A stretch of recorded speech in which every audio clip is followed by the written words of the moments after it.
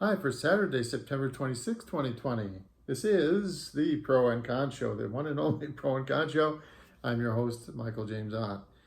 And so encourage us all to be better citizens, right? So, and I've said over and over again, that's going to take some time where you have to actually think and learn and appreciate the different viewpoints out there because there's underlying information behind them.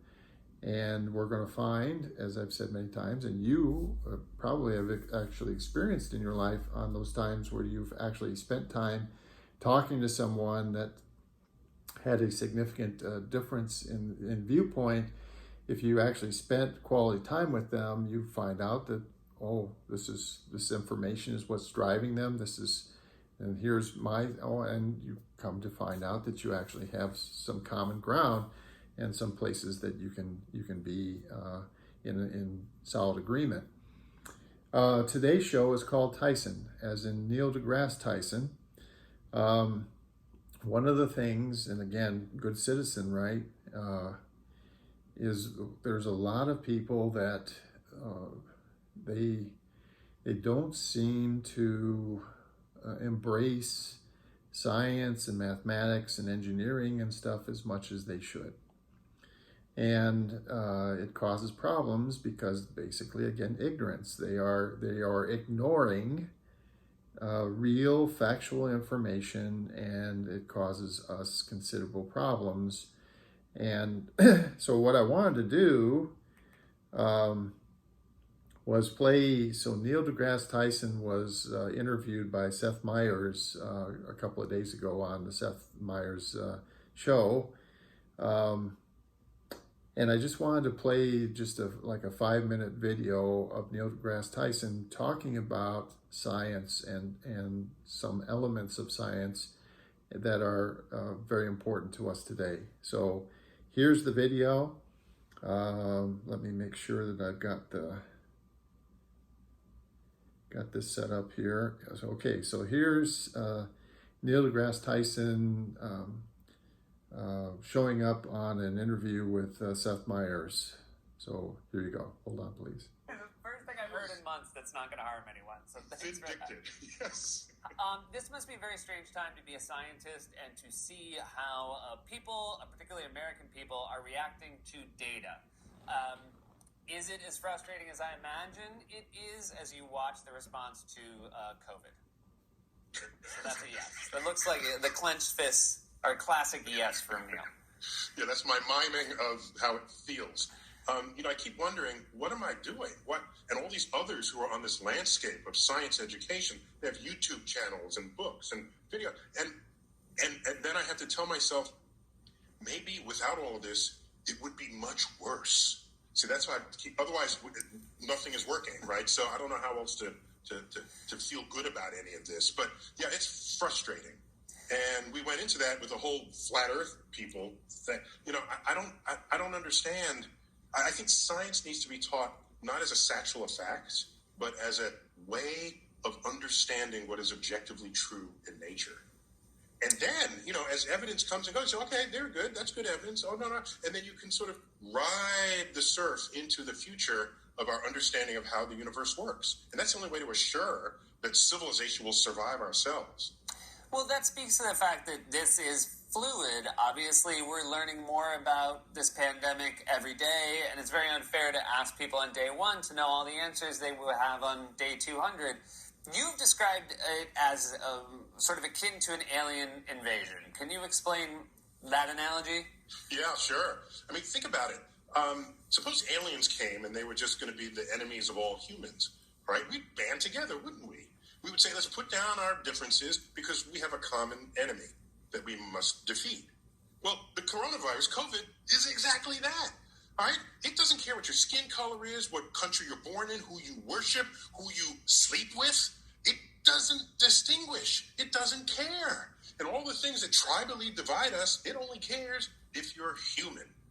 And so this is a test. It's a test. How do we, as a species, react to a common threat? And I rate us a C-, and how we have collectively reacted to this. To have one state open up its restrictions while another state doesn't that's adjacent to it.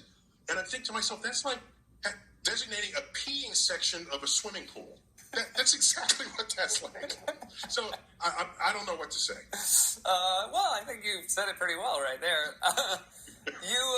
This season of Cosmos is about possible worlds. This is sort of other worlds that might exist, which I think probably sounds pretty attractive to people. Tell us a little bit about it. Yeah. Thanks for asking. I mean, possible worlds, the obvious interpretation is they're exoplanets that we might visit or populate just to escape Earth. But I think more on a deeper level, a possible world is, think of the possible futures of Earth that we have control over.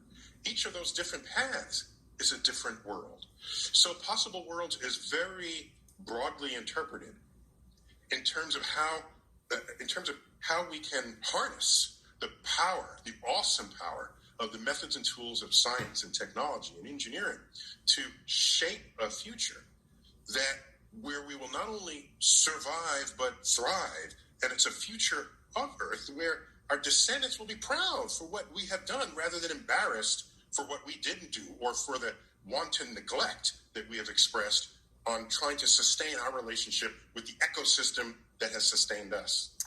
Well, thank you for always being a voice for science. So that's just a few minutes of that interview. And so the key things that I would like you to take away from that is, this whole thing about, kind of the thinking process, as opposed to, as he said, thinking of science and it's just facts, like there's 9 planets in the solar system and it's just factual information. It's more of, here is, the construct of reason and, gathering information so that you can analyze that information and then say, okay, this is the meaning of that information. And I think there's a ton of people that go through public education and private education, all variations of education in this country, and they look at science as more like, well, there's the periodic table of elements and there's 9 planets in the solar system and so on, as opposed to the scientific method, if you will, the thought process of collecting information and then based on that information, trying to think through what it means. And, he talked about, the lack of, and this is again what I've spoken in past shows where, the leadership is critically important. And he talked about how we've had totally different responses in around the country in different neighborhoods and through the pandemic. And the problem with that is, just like you said, is it's like designating places where you can pee in the pool. It's the same pool, and you can't, and this is where, again, the strong leadership from the president would have led us to a very consistent national effort on trying to attack this common enemy, which he says it's not the enemy of Republicans, it's not the enemy of Democrats. Although, again, Mr. Trump would say this is the and I think he still says on occasion that the coronavirus is, a Democratic Party construct here.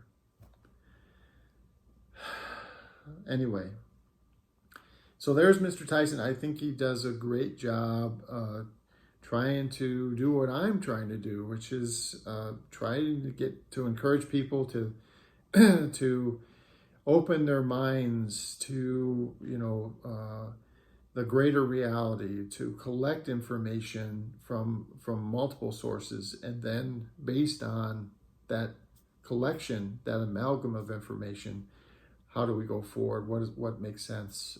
Pro and con, good and bad, for and against. So, thank you for Seth Meyers and Neil deGrasse Tyson for for assisting me in trying to make that point.